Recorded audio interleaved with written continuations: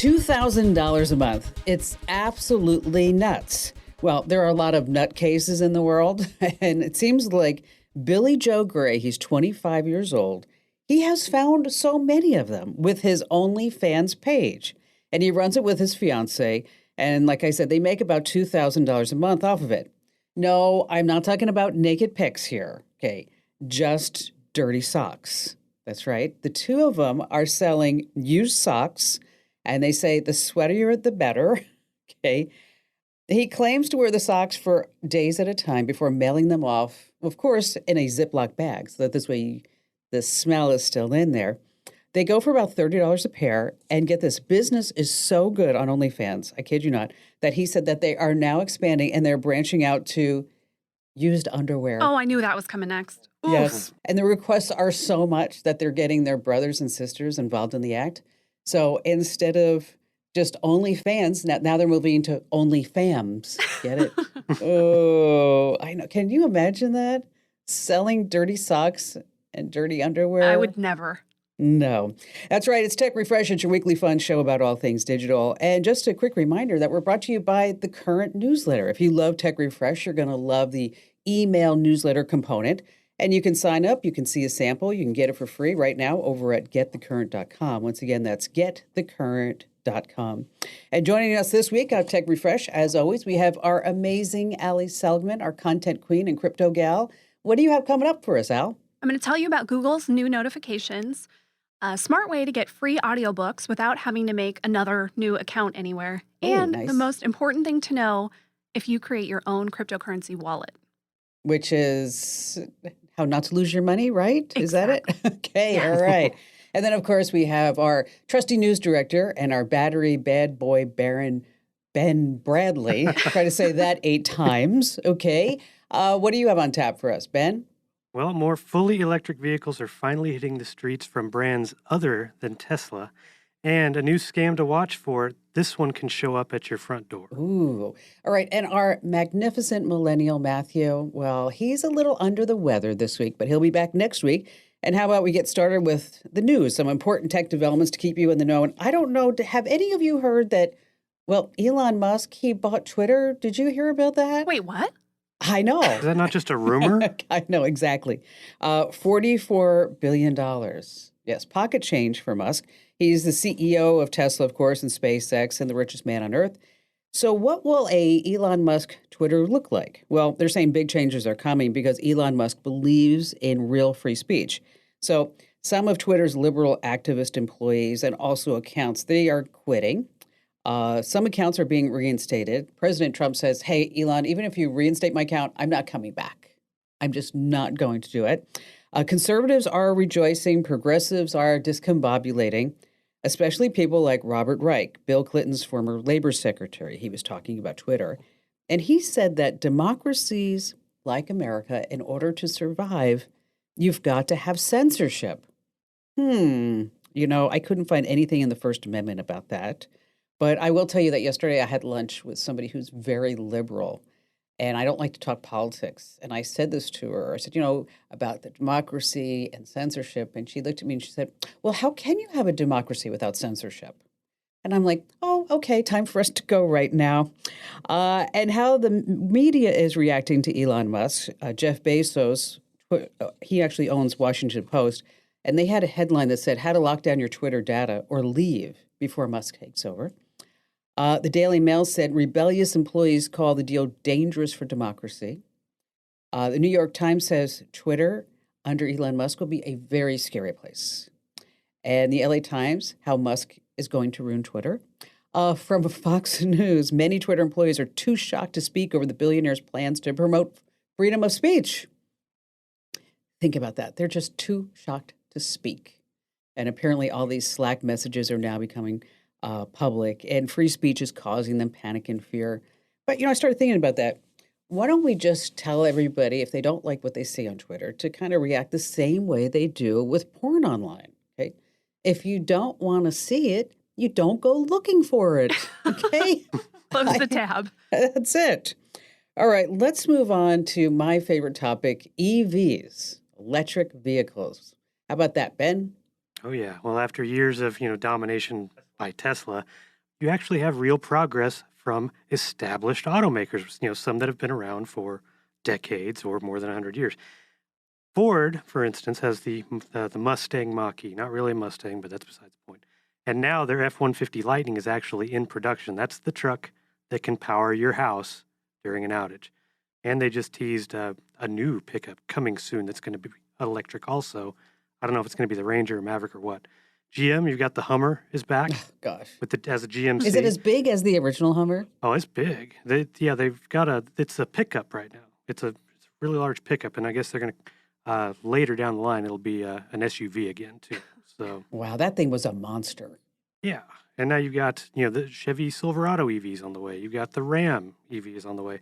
And just this week, plans that the Corvette, yes, the iconic Corvette is coming next year as an EV. And I'll tell you, a lot of Corvette people who I know, they're saying, hey, this is not right. The Corvette was never, ever made to be silent. I mean, you have this Corvette going down the road. It doesn't make a sound. What's going on? Just put some speakers on it. Maybe that'll be a good aftermarket product for EVs eventually. Just like, here, you can have some fake sound. Vroom, vroom, vroom, vroom, vroom, vroom, Yeah. vroom, vroom. Maybe you could get the deal doing the voiceovers, Kim. That was good. Yeah, you know what? Thank you. Maybe I'll try it. I'll send some samples out. Well, see, that's the thing. Even though they're here, it's so slow. You've got, like I mentioned, they're like, a few on the road. But every time a new one is announced, it's coming next year, or, brace yourselves for 2025. Maybe we'll have one in your driveway by the time you retire. There's such a long waiting list for so many of these. And I get it, new tech and all that. But I mean, think about how long hybrids have been on the road. Yeah. Allie, I have a question Yeah. for you because, Kim, you know this. You don't spoil Okay. this. Hybrids have been on the road for, 20, 25 years. When was the first true hybrid car built? Oh, I'm going to say a long time ago, like 100 years ago. Pick a year. Oh my God. We don't play games here. I'm going to say 1914. Close, but no, you lose. It was called the Semper Vivus, built by a 25-year-old German engineer by the name of Ferdinand Porsche. Oh. And it happened in the year 1900. Yes. Ooh. Yes. You know what? The person I had lunch with yesterday, she drives the Tesla, and she really has, and this is a true thing. People have EV anxiety. Oh, for I sure. mean, this is not a joke, is that they go down the road and they think, oh my gosh, what if I run out of a charge? That's why I have a hybrid. And that's why I bought a hybrid because, at the time when we were shopping, it was like, well, what if we want to drive to California? What if we want to go somewhere far? I don't want to have to worry about that. So we get like 25 miles on the electric and then just gas. Well, I got pretty ticked off at Ford because my allocation was suddenly not an allocation. Oh. And so I didn't say I don't want the Ford 150 because I don't know why I would want the Ford 150. But I thought, you know what, to power my own house with the Ford 150, maybe I might need that someday. But anyway, I did. Yes, I did. I gave in and I bought, and actually I put my order in for the Tesla Did you? the other day. Yes, and I bought the Plaid with all the bells and whistles. There aren't a lot of bells and whistles to go along with it. And then so what happened was Ian and I were together and we just ordered it. You put $250 down. It's non-refundable. And I was at lunch with Barry, and he's like, so how was your day? And I said, oh, I forgot to tell you, I ordered a Tesla today. Thanks for letting me know, honey. How long will it take to get it? June or July. Oh, exciting. That's not bad. Yes. Now, there is a way that you can get one now, supposedly, is that you look at orders that have been canceled. So, Oh, yeah. Okay, that weren't delivered. yes, exactly. So there may be some workarounds with that, but I'll just, I'll wait till June or July. That's no big deal. All right. So I have a little, this is actually a joke that Ian told me. Okay. So I'm going to give this full credit to Ian because we were talking about EVs. And he said, what does a person with diarrhea and an electric car owner have in common?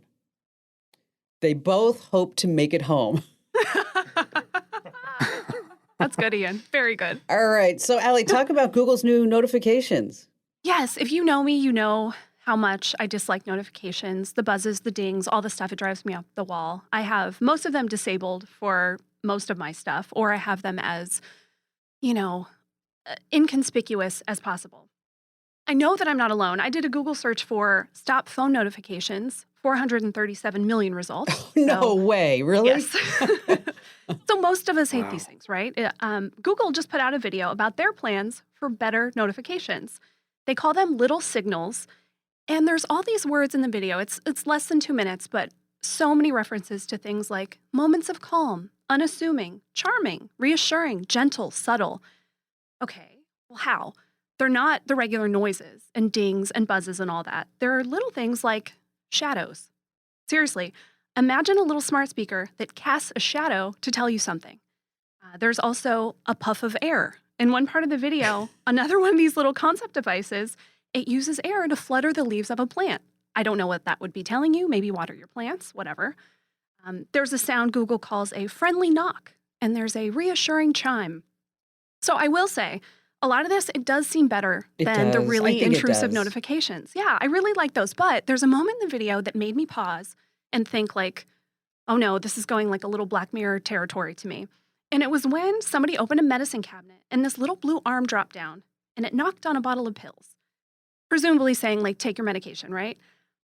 But how many times can these little taps happen before it goes from like friendly and reassuring and helpful to kind of menacing and your tech is kind of running your life for you? Is it a haunted house or is it my phone? Yeah. Exactly. Imagine, you reach into the candy jar and it turns red because you've had enough candy for the day. It's like, or, dude, enough already. No more right? M&Ms. You go to get the bottle of wine and you get a little reminder, hey, you have an early meeting tomorrow. So I think it's a slippery slope. I do really like the idea of less obnoxious notifications. I do too. I really like that because I'm so tired of, like you said, the dings and the swooshes and the whooshes, and it's just enough already. It really is. The other thing I wonder about is, are we too used to how intrusive notifications are? Like, would we notice the puff of air? Would we notice a shadow? Maybe not. And maybe they're, it's better for certain areas. Maybe in your bedroom, Did they gentle. give any inclination when we would actually see this? Or is this like one of those Google lab experiments? Exactly. It's one of those. And so I would imagine we're a few years out. I think a lot of people would buy this kind of stuff. I would. And so, yeah, there you go. I think I would too. And so I think it's going to be on their list. Let's get this out there because there's nothing like it. I actually had to disable the Ring notification, the doorbell, because I kept hearing it like all the time, and yes, I have Arlo cameras in front and back, and every time the wind blows and a leaf goes in front of it, oh my gosh. Or, there was a spider on the Ring. Yeah. See, I get this all the time. Bird flies, a rabbit runs across the driveway. But I just said, this is like weird because the phantom vibrations. You thought, the phone's in your pocket, you thought it vibrated. Now you're going to be like, did that plant just move? Check my phone. It's like, no, the air conditioner just came on. I mean, it's just. You know what? I do have those phantom vibrations. Do you? Yeah. Every once in a while? I do too, yeah. It's like, and I thought, it happened to me like the other day, and I'm like, okay, this has got to stop. Like. It's weird, isn't it? Yes, it is. All right, speaking of Google, I actually gave this tip to our very own Amber Barnett, and she is thanking me profusely because she often has to call companies on my behalf, say like, whether it's not the cable bill or it's a streaming bill or credit card or power company, whatever it may be, and invariably they make you sit on hold. She was recently helping me with some treasury bonds with my mom's estate. She actually sat on hold for 2 hours and 36 minutes. Before somebody came back. Well, the next time somebody puts you on hold, Google Assistant can come to your rescue. Dun, dun, dun, dun. And if you have an Android, you may not know that your phone has this built-in feature called Hold for Me. And then when a support rep is ready to speak with you, Google Assistant will notify you, yes, with a sound, a vibration, some type of prompt. And then how you turn it on is when you're placed on hold, you tap Hold for Me and then start. And it's working when you see Don't Hang Up on your screen. Now, if you use an iPhone, you're not out of luck. You simply head over to the Apple App Store, download the free Google Assistant app, and then you are all set. And see, that's just an example of the tips that we have coming up. These are insider secrets that you are going to use time and time again. So stay right where you are here with Tech Refresh.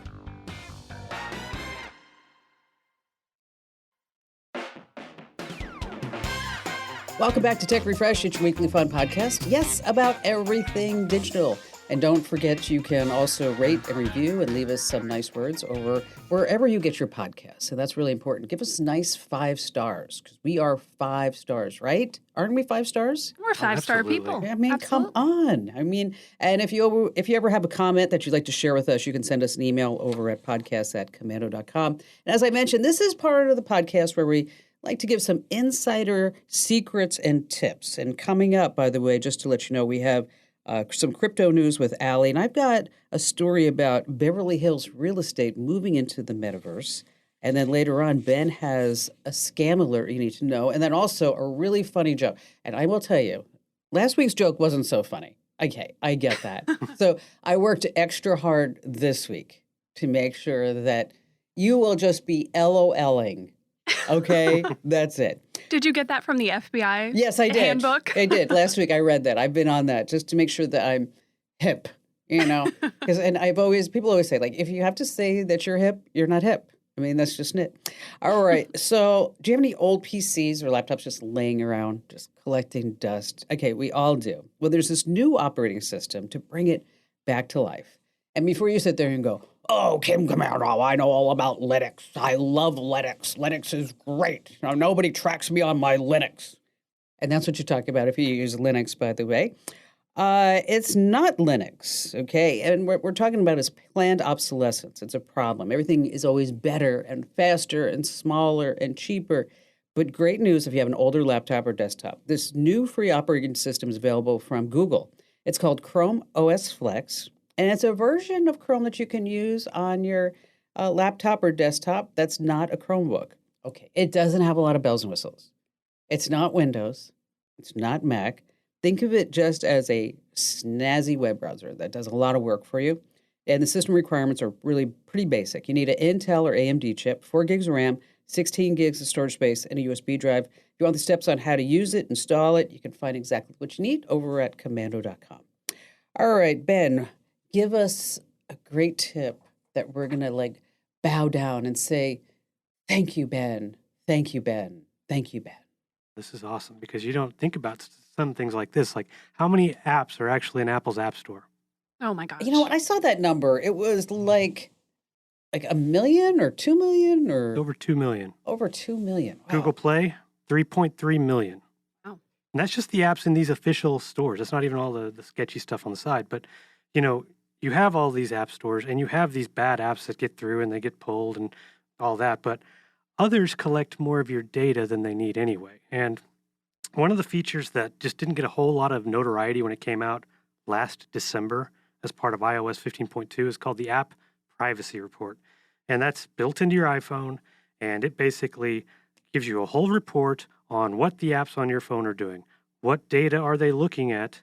How many are accessing your data and what kinds of data they're, are they accessing your camera, your microphone, Location, your contacts, your location? Yes.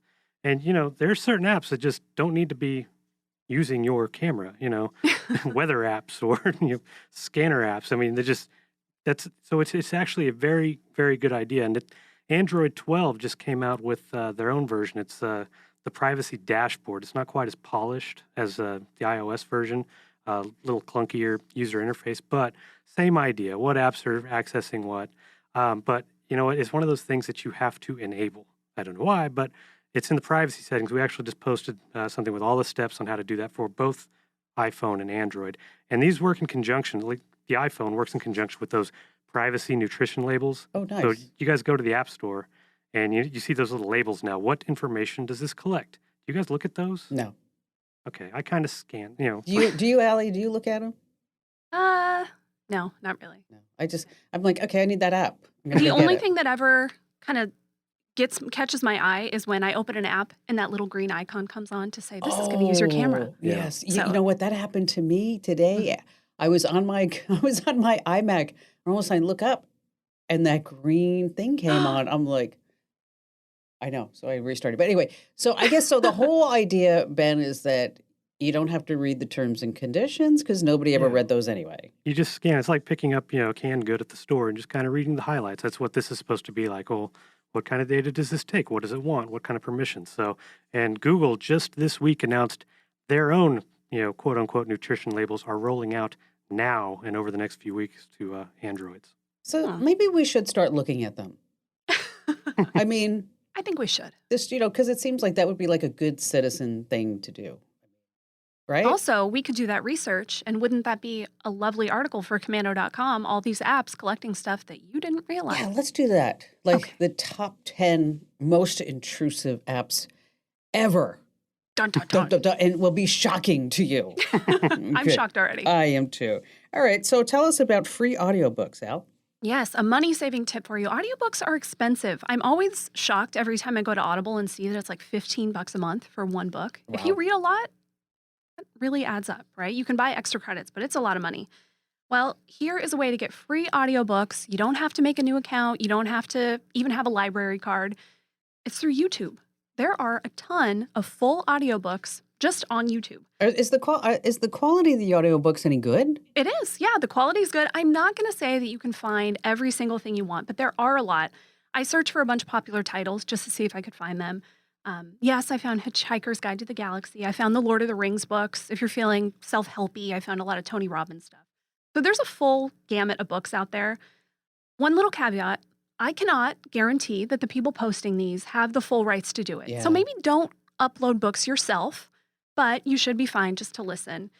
To find what you're looking for, just type the title along with the word audiobook and see what comes up. You're going to look for either a playlist or a really long video. We're talking like, 6, 8 hours. And here's a little pro tip to make it better. So normally with the YouTube app, you have to keep it open and active on your phone and keep your phone screen on for the video to play. Well, with YouTube Premium, you can lock your phone, you can have another app up, and you can still listen. It is like $11.95 a month, but you get Yeah, I was just But going to wait, say that. but wait, you can Oh, get 3 months free. okay. So All right. maybe for your summer travels, if you want, some videos, you're also able to download the content to listen to or watch whenever you want with YouTube Premium. So summer months could be a good time to try out that trial if you want to. So it's how much? $11.99 a month? Wow. You know what? I don't know about you, but I'm really tired of all these different streaming services. I mean, Yeah. I was asked to maybe be part of a Bravo show. I'm not going to say anything about it, but in order to look at past episodes, I had to sign up for the Peacock service, Of course you did. and then I'm like, I don't want the Peacock service, and it says, or you can buy the whole season for $15, or you can just look at highlights on YouTube. I'm like, okay, I'll just look at highlights.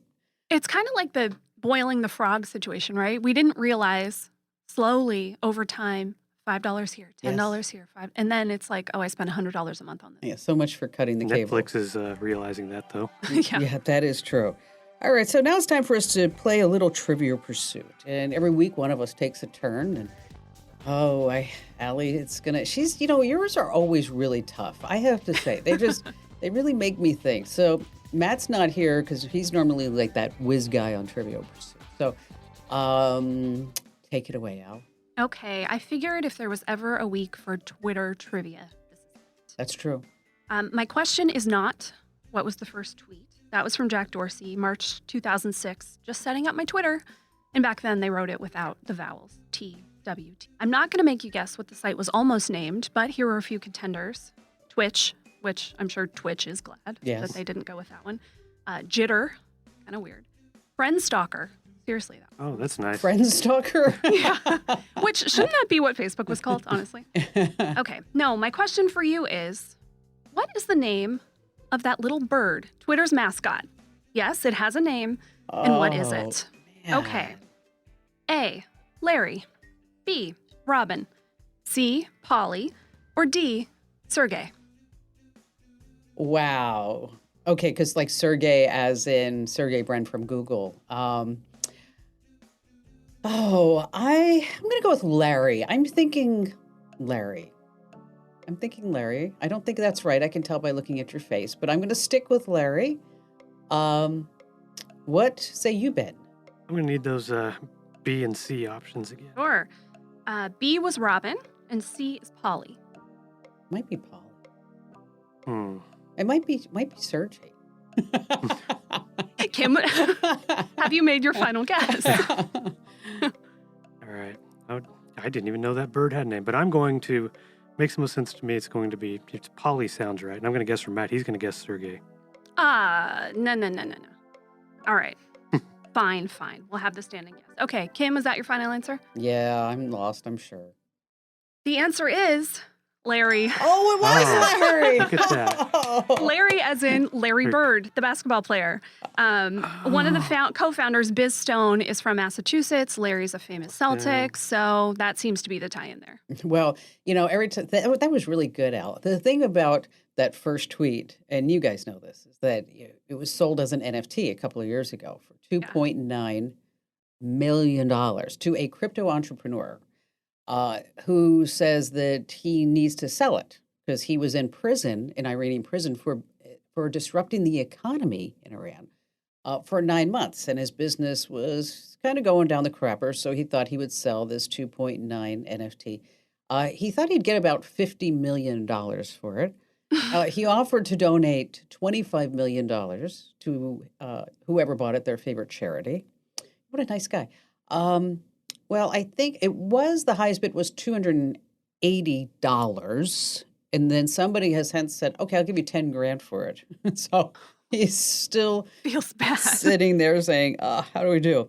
Hey, speaking of NFTs, we're going to be talking more about that coming right up, as well as we have crypto news about wallets. And Ben's going to be telling us about scammers that not only are going after you online, but they actually may be showing up at your house. And then don't forget, a great joke at the end to make you laugh out loud like crazy here on Tech Refresh.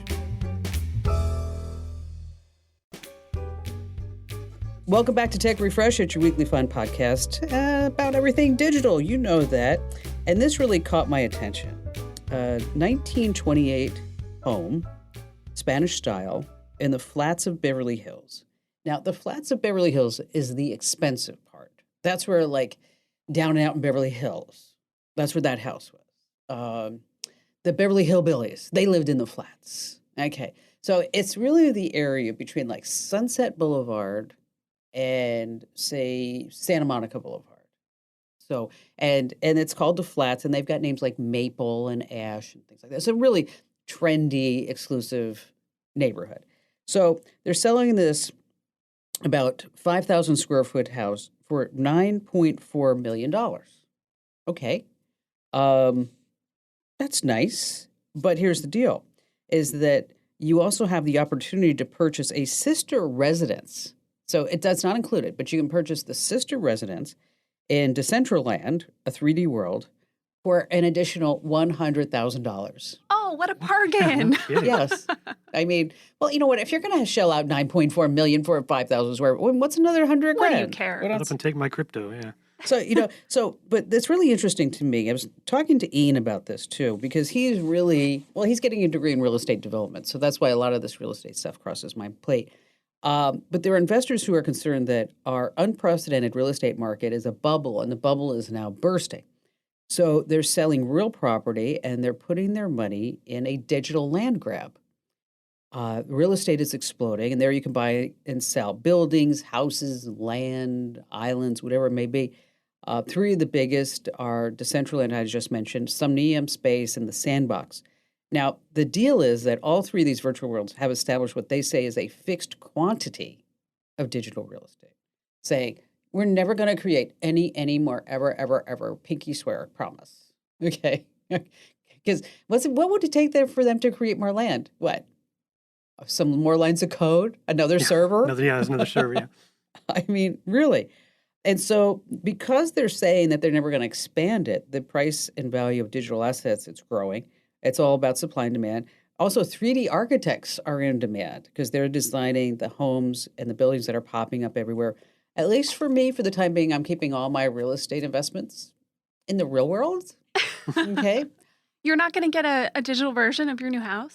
No, but I am, the idea of living on a tropical island in the Caribbean, it does sound very tempting. Just put on your headset. You're there. That's it. That's it. But when we start talking about NFTs and crypto and all the scammers and the bad stuff that's going out there, I mean, like, gosh, Allie, that and Ben, that guy that called the show lost $107,000 That was so sad. because he fell for a Coinbase scam. So how do we really protect ourselves? And so, Allie, it's time for you to put on your crypto gal cap and tell us. Indeed. Not too long ago, we talked about how to buy cryptocurrency. When you do that through an exchange, a wallet is created for you, but it's one that the exchange controls. This is called, ready for our word of the day, a custodial wallet, as in someone else has custody of it. Now, when you want to take custody of your money, that means you need a wallet that you control. So all of it will be purely under your control. There are two main types of these self-custody wallets. A hot wallet, that's web-based and it's connected to the internet. And usually you use it, in a browser. It's a browser extension or an app or whatever. And a cold wallet, That is a specialized piece of hardware. They kind of look like big thumb drives, and they are not connected to the internet, and they're inherently a little safer. So which one should you use? For most people, the web-based wallet is totally fine. If you have a ton of money in crypto, some really expensive NFTs, things you really want to protect, a hardware wallet is a smart idea. Now, if you're sticking with the web-based, where do you start? What do you do? For the most used blockchain, Ethereum, the most popular wallet is called MetaMask. Now, there's a post up on Komando.com where we list links to all the major wallets because I don't want you to go around and try to Google and find them because you'll probably end up on scammy sites. Yeah, absolutely. So we're going to put up the links for you, including MetaMask, which is the big one, and we'll do some links to hardware wallets in case you want to go that route. Now, my biggest piece of advice here, once you do take full control of your crypto, when you're setting up your wallet, you'll get what's called a seed phrase. Now, this is usually 12 or 16 words. They're just common words, kind of a random list. This is the key to unlock your wallet. You know those headlines about someone who has $7 million in lost Bitcoin? Yeah. It's because they lost their seed phrase. So don't be that person. Don't be that dummy. Don't. Okay. Make sure you write it down. And I am talking, yes, write it down on a piece of paper with a pen and store it somewhere safe. Don't put it in your iCloud. Don't put it in your Google Drive. Those can be hacked. Don't save it to your desktop. That is so dangerous. A hard paper copy is really the way to go. If someone gets your seed phrase, they get control of your wallet and everything in it. It becomes theirs. So make sure you keep it safe, keep it somewhere protected. So, Ben, do you have any crypto? No, not yet. Why not? It's one of those things that I try. I don't even gamble. Like I don't do sports betting or anything like that. And for me, it's always kind of been in that, and it's not so much anymore because it is mainstream. But I just haven't dipped my toe in yet as far as like which crypto I'm going to try out first, and obviously which wallet. It is actually on my to-do list. Oh, look at that. See? Maybe we'll convert Ben and then we can do a crypto newbie. And then he has a new name, Bitcoin Ben. Ooh. Okay. We like Another that. B. All right, speaking of Ben, coming right back here on Tech Refresh, we have a scam that you need to know about, and of course, a really funny joke at the end you don't want to miss.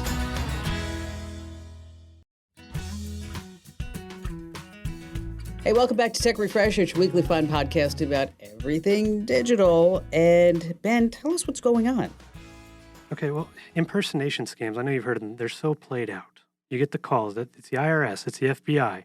You owe some kind of balance. You're going to go to jail. Pay us in Bitcoin or in gift cards. Gift cards. Yeah, I mean, it's just been going on forever. Well, you have all these other, imposter scams going on, different businesses. Well, this one, the Better Business Bureau just put out an alert about. They might call you. They might also come knocking at your door. And basically, they come posing as local government utility or utility company reps.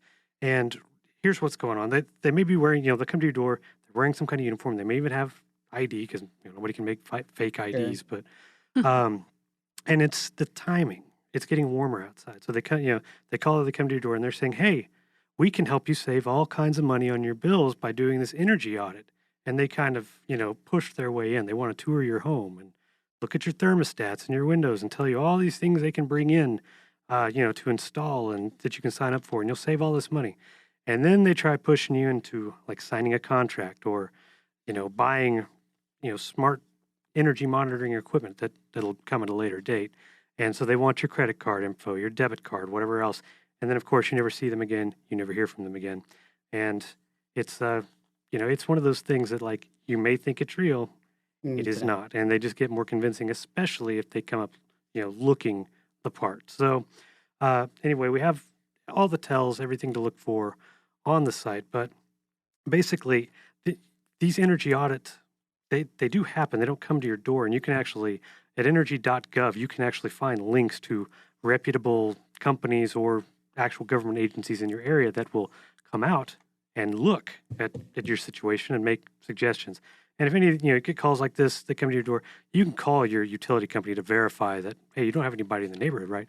And at the very least, you're letting them know that someone is posing. And this is really something important that you need to tell your older family members and friends. Absolutely. I mean, because they're the ones that are more likely to fall for something like this. And so it's really important that you do that. All right, good stuff, Ben. All right, are you ready for a great joke? It's I've what been we've all ready. been waiting for. Okay, all right. So it's a joke with Elon Musk. Okay, Okay. because he's in the news.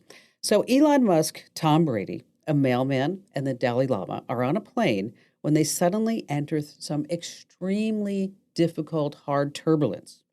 The pilot enters the room of the plane and says, "Bad news, the plane is damaged too bad to fix.